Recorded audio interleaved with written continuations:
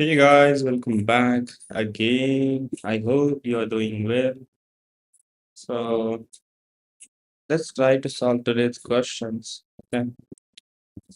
Uh, Let me open the browser. Let's try with the lead code.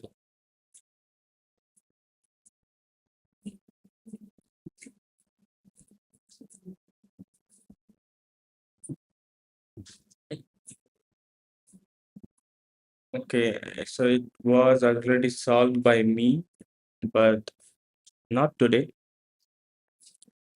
What is this? Okay, search in rotated sorted array. Okay, and we have target and we need to find it. Okay. And it's mentioned all the numbers are unique. Okay, so I guess it's pretty simple. Let me draw the example 4567012 4567012, and if you see it's rotated at this point. Okay, and you can see that uh, increasing and then suddenly decrease and then increasing, right? So 5, 6, 7, and then 0, 1, and 2. So first, we need to find mid and check if check the mid with the low. Okay, we need to check mid with the low. What is this? We need to check mid with the low, and according to it, we need to found the conditions, right? So let's try that. Our target is, for this, our target is 0. So let's assume our target is 0. Now, let me do the index 6, 0, 1, 2, 3, 4, 5, 6. So 6 by 2 is 3. This will be our mid, right? This will be our low, and this will be our high, right? So our mid at this point. Okay. So we need to check uh, that where we lie on this part or on this part. Okay, meaning on the on this what we can say, on this slope or on this slope. Okay, so if you see our mid is greater than the low, so we are on this part, right? We are on this part.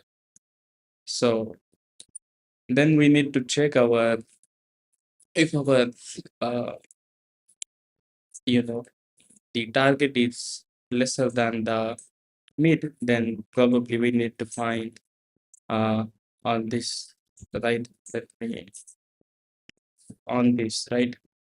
Less than and greater, less than or greater to the low. Okay, in that case, we lie on this part. Otherwise, we lie on this part, right? So you can see our mid is greater than the low, and then check that about the target. Is target greater than or less than mid? If yes, then we need to find in this. Otherwise, we have to go for this. So if not, then our low will be updated to this mid plus 1, and then check for in this one. Okay. But let's say if our mid is lied on this, okay, in that case uh,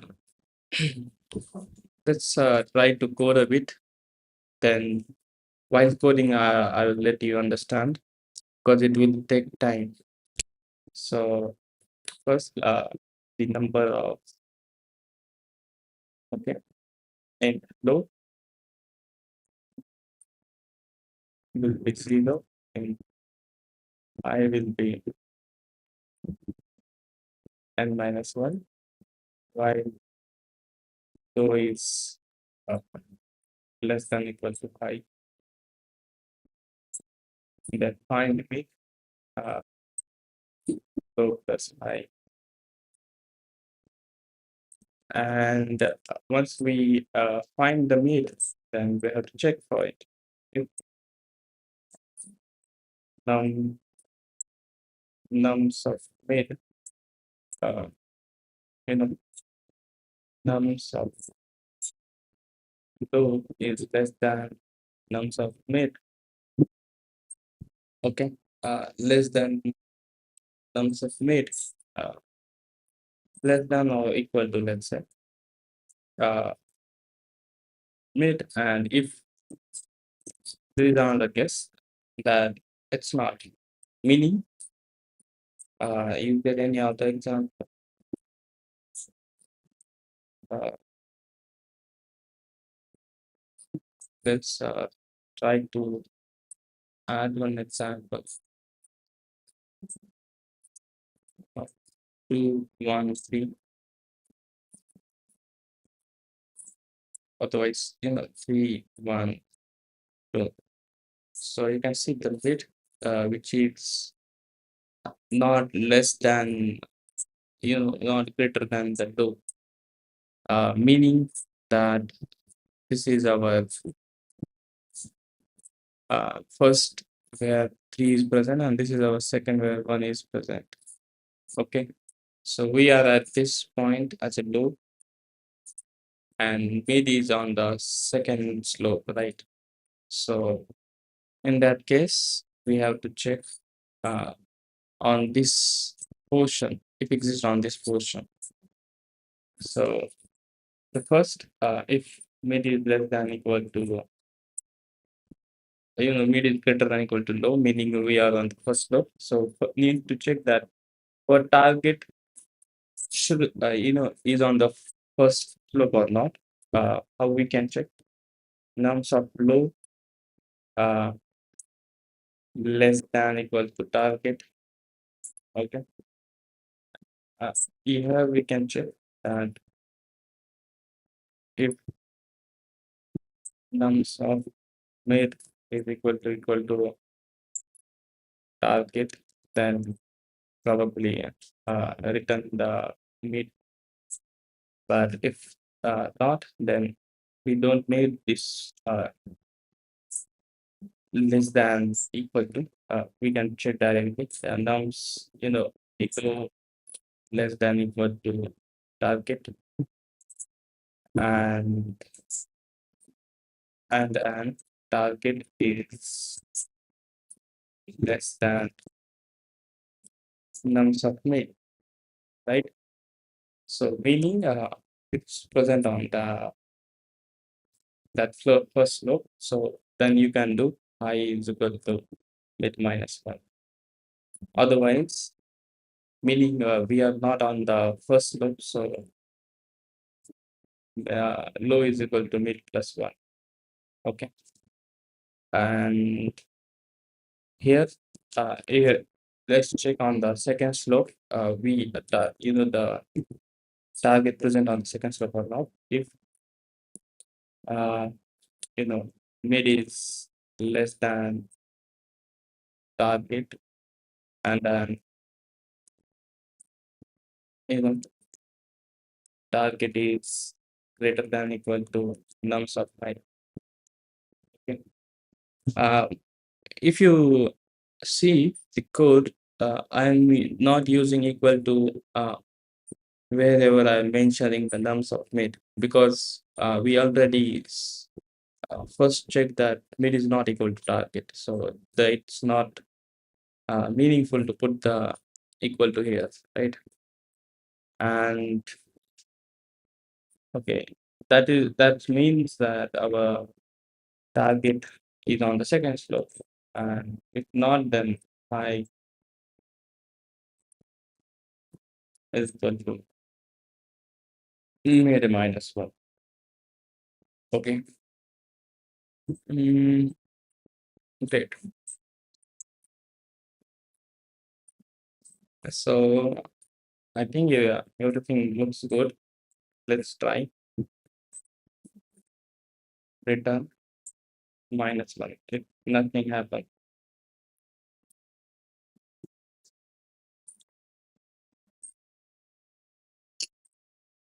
let's try. Okay, 3 1. So 3 1. Let's include it.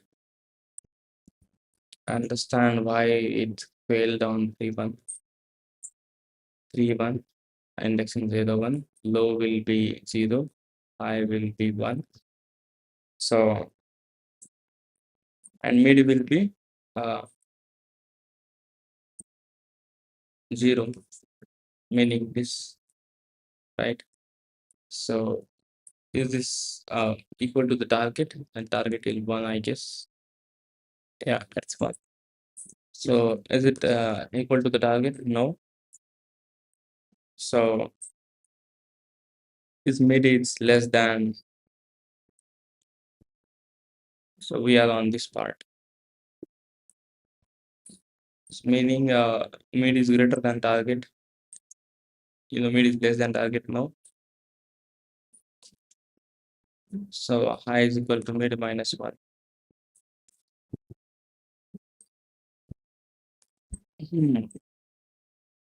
Since there are only 2 elements, it might happen that we are after mid. Uh, Here we need to check that if mid is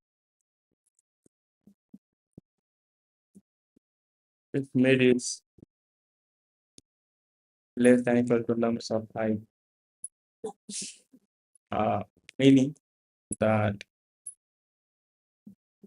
we are on that slope that we discussed, and here we need to check if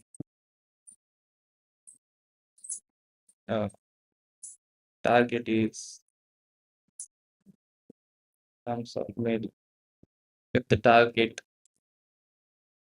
it's greater than mid, and you know less than high, less than equal to high, then we are on this part.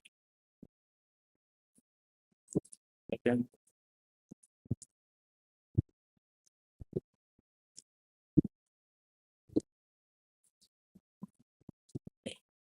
I'm just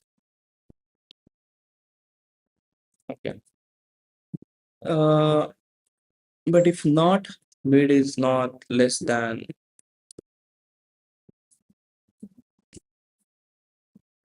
mid is else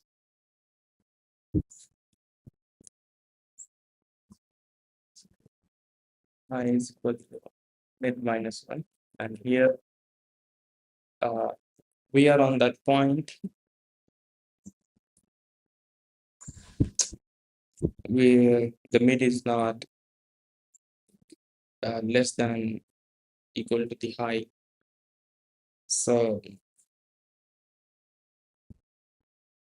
we need to go for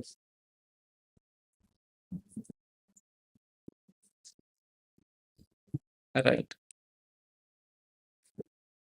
Uh, I guess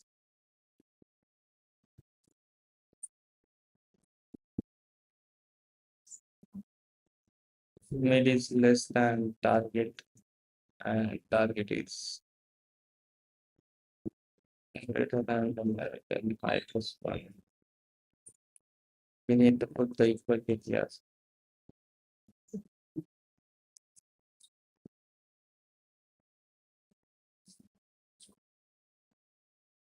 But still I'm wondering if the example like 3, 2, 3, 4, 0, 1, 2. Let's remove this one. If we are on this, then our target is 0, let's say. So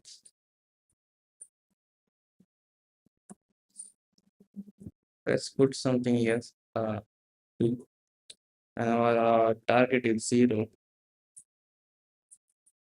Okay. In this case,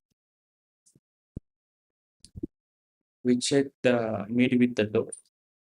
Yes, mid is less than equal to low.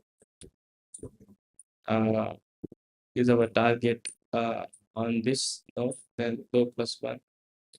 Low is equal to mid plus 1, which is covered.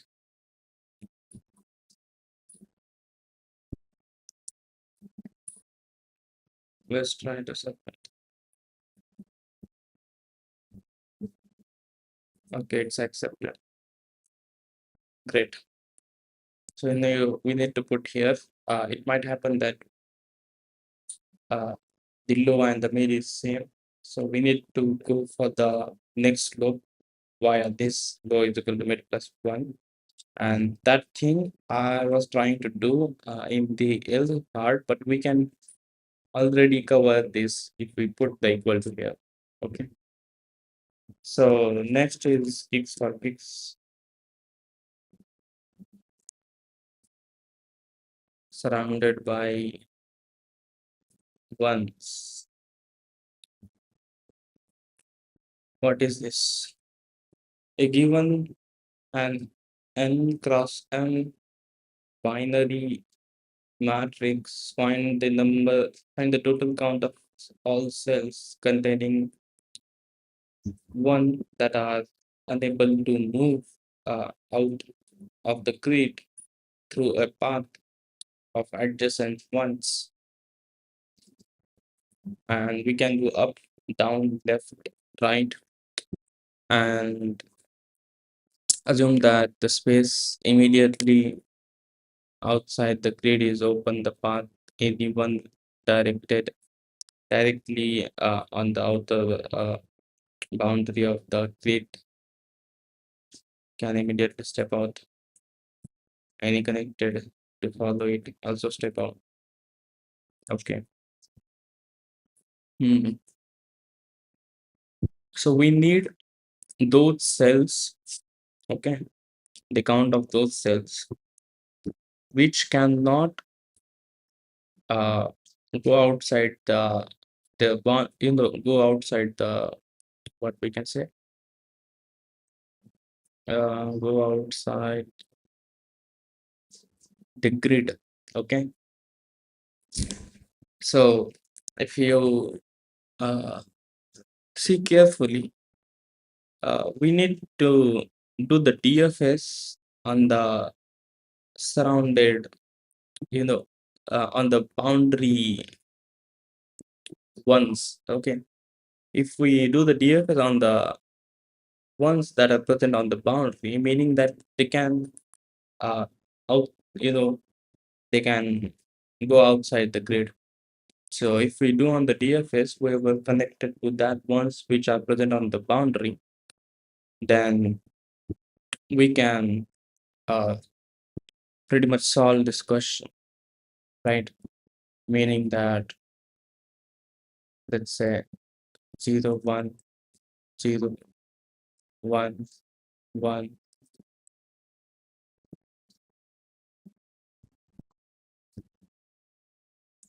Let's say it's 1, 0, 0, 1, 1. And then again draw something. Let's put 1 here. So if you see, where is this? These are this one is the boundary one. And because of this, he can travel to this one. He can travel to this one and go outside. So if we do on the BFS on this part, Okay. So first this will be visited, right? When we do DFS on this. So meaning that we can go outside for these cells. And if we when again we do the DFS on this boundary, then we can also go outside for this. Now, other than these, those who are present in the grid are our answers, right? This cannot be go outside the grid. So that's the pretty simple. Let's write the DFS code. DFS in first we need grid, right? Then in a boolean, let's track visited, then in uh, I at j, then let's put visited of I j as equal to true, and yeah, we need full directions. Let's put in directions. These are like first 0 1, then 0 minus 1, then 1 0, then minus 1 0. These are for the four directions, right? So following directions from the directions. So u I will be a plus d of 0, and new j will be j plus d of 1. If DFS of okay, if DFS not DFS, if visitor of, then in first we check that the you know the coordinates we generated is valid.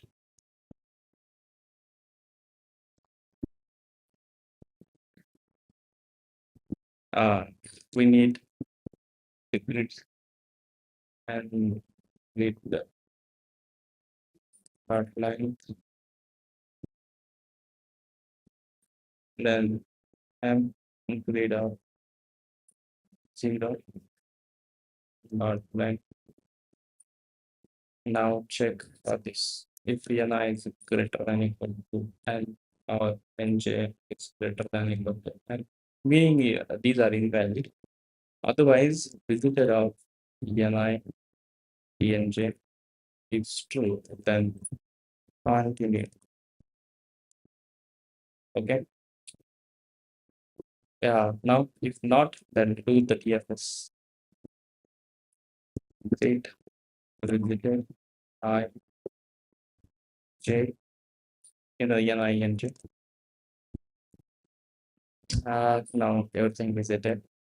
So we need to increase the count to 0, or maybe I is equal to 0, I is less than, let's put these outside.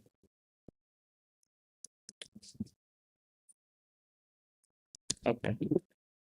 Now n plus I. So we need to just traverse to the boundary only. Okay. So we have to code according to it. And the boundaries are like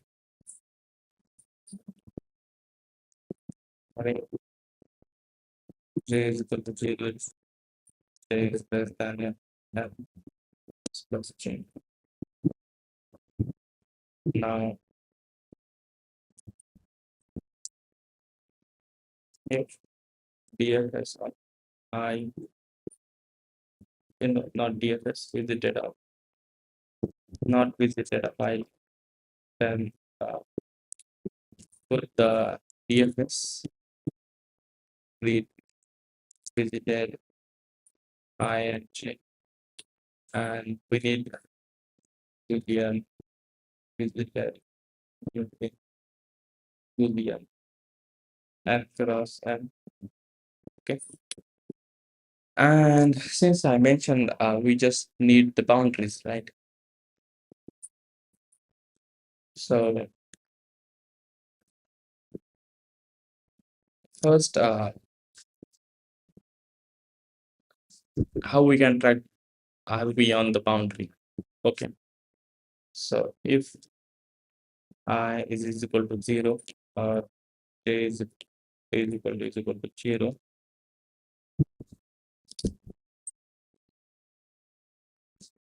or I is equal to n minus 1, or j is equal to n minus 1, meaning that we are on the boundary. In that scenario, we can do the DFS. Once we had DFS, then again, we need to just count the unvisited. Okay. So if we remove this, if not visited of I and J, also make sure that read of I and J is equal to 1 and I'm not visited, then this is our count done. CLT. Seems everything good. Let's try check is there any compiler issue. Yeah, it's a compiler issue. What happened? Boolean. Okay, we need 2D. Another thing.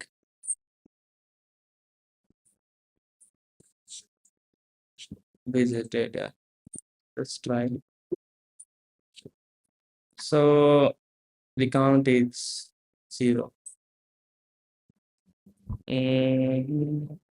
So we directly doing the DFS, but we need to make sure that it is 1, right? If read of ENI and NJ is equal to 0, then also continue.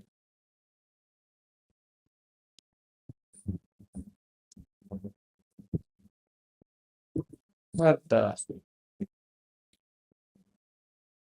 so when we call the DFS, we are visiting it. So again, we are doing the boundary, but again we have to make sure that it should be 1. Read of I J should be equal to 1 and unvisited in that case. Okay. Now let's submit. Great. Solid. So yeah, thanks for watching. Bye bye.